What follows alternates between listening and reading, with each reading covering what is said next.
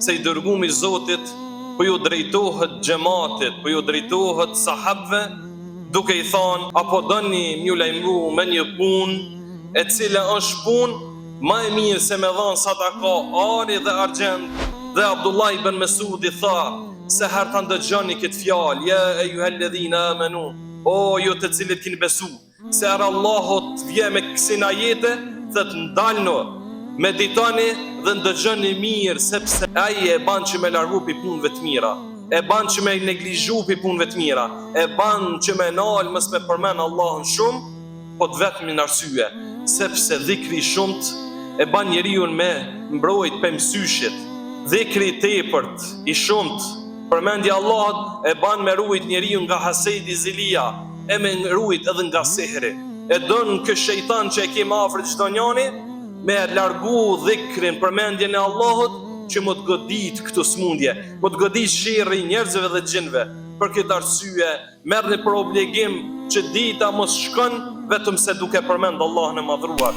Transmeton Abu Darda një hadith nga pejgamberi alayhi salatu wasalam, se I dërgumi I Zotit po ju drejtohet xhamatit, po ju drejtohet sahabëve, duke I thënë, ala unabbiukum bi khayri a'malikum, apo doni m'ju lajmëru për një punë më të mirën që mundi me punu, apo doni m'ju lajmëru një punë që është më e dashur tek sunduesi juve, apo doni m'ju lajmëru me një punë që mundi me arrit shkallë më të larta, apo doni m'ju lajmëru me një punë e cila është punë më e mirë se me dhënë sadaka ari dhe argjend, dhe një punë e cila është më e mirë se sa me takuar mikun, me luftu te ata dhe ata tyje, pra për veprave më të mëdha që ekzistojnë në Islam, po I përmend këtë hadith I dërgumi I Zotit. Dhe po I thot, apo don m'ju lajmëru një punë më të mirë se këto krejt. Dhe sahabët po I thojnë, bela ja Rasulullah, gjithsesi o I dërgumi I Zotit, e kush nuk ish dash me dit një punë? Kush nuk ish dash me dit një punë që e fiton knatësien e Rahmanit Mëshiruesit? Për këtë arsye, vëllezër të nderuar, po e lajmëron I dërgumi I Zotit një punë të lehtë me ba, një punë që çdo njani mundet me praktiku, një punë që nëse je ulur apo në kam, nuk ka më rëndësi, mundesh me praktiku atë punë. Një punë që s'ka nevojë për abdes, një punë e cila nuk ka nevojë vend veçantë për me kryer atë punë, një punë që s'ka nevojë me shpenzu. E po thot I dërgumi I Zotit, edhe ajo është përmendja e Allahut subhanahu wa taala. Përmendja dhikri I Allahut, tesbihu I Allahut është për punë më të dashur që fiton kënaqësinë e tij.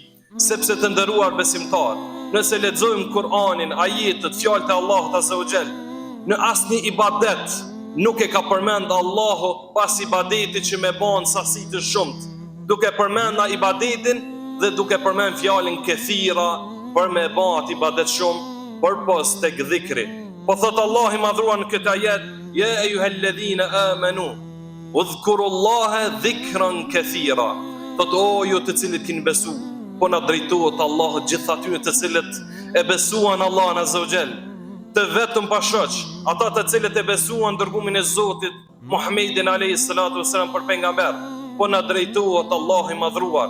Dhe Abdullah ibn Mesudi tha, se herë ta ndëgjoni këtë fjalë, ja ejuhalladhina amanu, o ju të cilët keni besu, se herë Allahut vjen me kësaj ajete, thot ndalno, meditoni dhe ndëgjoni mirë, sepse mbas kësaj thirrje ose ka me ardhur një punë e mirë që kam na obligu Zoti I madhruar, ose ka me ardhur një punë e keqe shëntuar, një sherr që ka më ndalu Allah I madhruar. E në këtë ajet po vjen udhkurullaha në mënyrë obligative, përmendni Allahun azza wa jall, përmendni, jo vetëm përmendni, dhikran këthira, me një përmendje të shumt, në sasi të shumt, wasabbihuhu bukratan wa asila, dhe madhrohe Zotin tënd mëngjes e mramje, madhrohe tërë ditën, sepse nuk është shumë për ato të cilën ta dha jetën, nuk është shumë ai I cili t'jep siguri kur t'i flen, nuk është shumë ai I cili pasi bje me fje dhe I gjysmë I vdekur prap të ringjall, nuk është shumë për krijuesin tënd. Për këtë arsye vëllezër të nderuar, dhikri I shumt në këtë formë Kësin ibadete ka arë vetëm për dhikrin, ka arë që me ba me madhru Allahun shumë. E transmetohet nga Ebu Hurajra, njëri prej shokëve të dërguarit Zotit alayhi salatu wassalam, thonte 12 mi herë në ditë e ka përmend Allahun azza wa jall. Dhe ku e kanë pyet shokët e tij, o Ebu Hurajra, a nuk është e shumë, a nuk po lodhë shumë që po përmend kaq shumë Allahun? Shikoni se çka i tha. Thot unë po du me ndërtu një mburoj të madh dhe një muri të madh ditën e gjykimit mes meje dhe xhehenamit, sepse e ka synu, e ka kuptu botën tjetër që nuk është hajgare, e ka kuptu se njeri i mirë nuk bash me fjalë, pse thun jam njeri i mirë dhe nuk i baj dëm kërkujt, e ka kuptu se njeri i mirë bash me ato ajete që ka ardha Allah që ka zbrit Kur'an dhe teston veten, e shikon me ajete se i burri mirë ajo, e jo me fjalë. E Ebu Hurajra e kuptoi mirë se çka i bie, çfarë rëndësie ka me përmend Allahun madhruar. Dhe në ditën e gjykimit pa dyshim se Allahu ndërton mure të mëdha, largon njerëz prej xhehenamit dhe jep përgëzimin e tij, faljen dhe jep përgëzimin e tij, xhenetet e tij, për ata të cilët i përmendin Allahun. A nuk mjafton fjala fadhkuruni adhkurkum, përmendni mua që t'ju përmendni, po thot Allah i madhruar, për shkak të fjalës një dhikr një tasbih let ul, duke qenë edhe mesin e shokëve, të banë Allahu më të përmend. A nuk është e madhe kjo? La ilaha illallah. Pastaj të nderuar besimtar, të gjithë njerëzit pesi kanë lind, e kanë nga një qarin, nga një shejtan, të cilin ju ka ofruar deri në vdekje. Ai e ban që me largu pi punëve të mira, e ban që me neglizhu pi punëve të mira, e ban që me nal mos me përmend Allahun shumë, po të vetëm në arsye, sepse dhikri shumët e ban njeriu me mbrojt për mësyshit. Dhikri i tepërt, i shumët, përmendja Allahut e ban me ruajt njeriu nga hasedi zilia, e me ruajt edhe nga sehri. E don kë shejtan që e kemi afër çdo njani, me largu dhikrin, përmendjen e Allahut, që më të godit këtë smundje, më të godit shirri njerëzve dhe gjinve. Për këtë arsye, merrni për obligim që dita mos shkon vetëm se duke përmend Allahun e madhruar. E kem folë edhe në gjumat e kaluar, kur po flet Allah për munafikat, po thot wala yadhkuruna Allah illa qalila, dhe nuk e përmendin Zotin munafikat vetëm se pak. Edhe pse e përmendin pak. Kurse pe cilësive besimtare po e mësojmë sot se e përmendin Allahun dhikrën këthira, me përmendje të shumt. Këto janë dy cilësi ku duhet secili vetes tonë mi ambar dhe me këshyr, se a i përngjaj ma shumë cilësive të munafikave apo cilësive të besimtarve. Kjo është mizan. Kur'ani është peshor me peshun dynja para se me shkun ditën e gjykimit. Nuk shkohet e Zoti me menet tane, po shkohet me punt dhe testin që ta ka prun dynja me ba para se dalëm për këso bote. E të ndëruar besimtar, një ditë prej ditëve pa të rëgën një hoxh, thët sa isha i vogël, thët gjyshi im merë kënë gjami. Thët se herë kryshmi namazin, në thirke, në thojke, hajde dhe mbjellme. E une kun kuptu se me mbjell, do të me mbjell arat, jashtë, e jo në gjami. Thët nuk e kun kuptu këtë fjallë deri sa u rrita, dhe lexova këtë hadith të pejgamberit Zotit, alayhi salatu wassalam, ku po të regon në udhëtimin e ti mes Isras dhe Mirajit drejt Allahut qiejve, po e takon Ibrahimin a.s.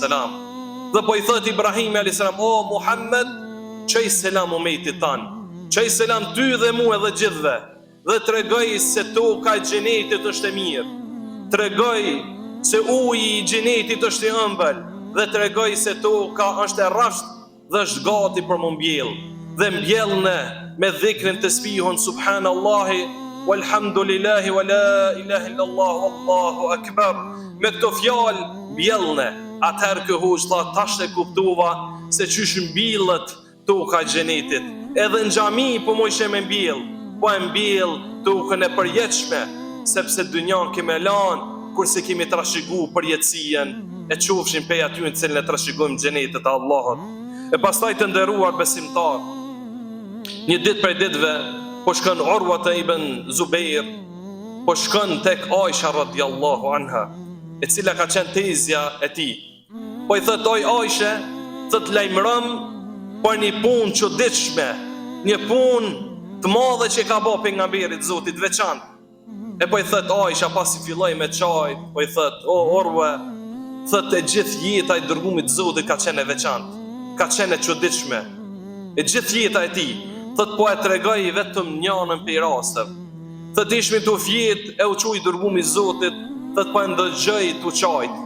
Po çan krijesa më e dashur e Allahut Azza wa Jall. Po çan dhe po çan sa që transmeton Aisha se ju lag mjekra. Po çan dhe po ju lagët prehni, e po çan po vazhdon me çajtit gat sa që ju lagët edhe tuka. E çe ka bën me çajt këtë dërguari të Zotit. Po i thotë Aisha më kanë zbrit disa jete. E ata të cilët i lexojnë, mirë ata të cilët i lexojnë e nuk meditojnë rreth këtyre ajeteve. La ilaha illallah. Këto ajete kanë bën me çaj shumë dërguarin e Zotit. Po thot inna fi khalqi samawati wal ard wa ikhtilafi al-layli wan nahari la ayatin li ulil albab. Me të vërtetë në krijimin e qiellit dhe tokës, në ndryshimin e natës dhe ditës, këtë krijim të Allahut që po e përshkruan. Po thot Allah i madhruar ka argumente, ka shenja, për kanë ka shenja, ka për ata të cilët meditojnë. I vetmi që i sheh këto shenja janë ata të cilët e vendojnë gishtin kokë dhe meditojnë rreth këtij krijimi, sepse nuk o bë kot ky krijim.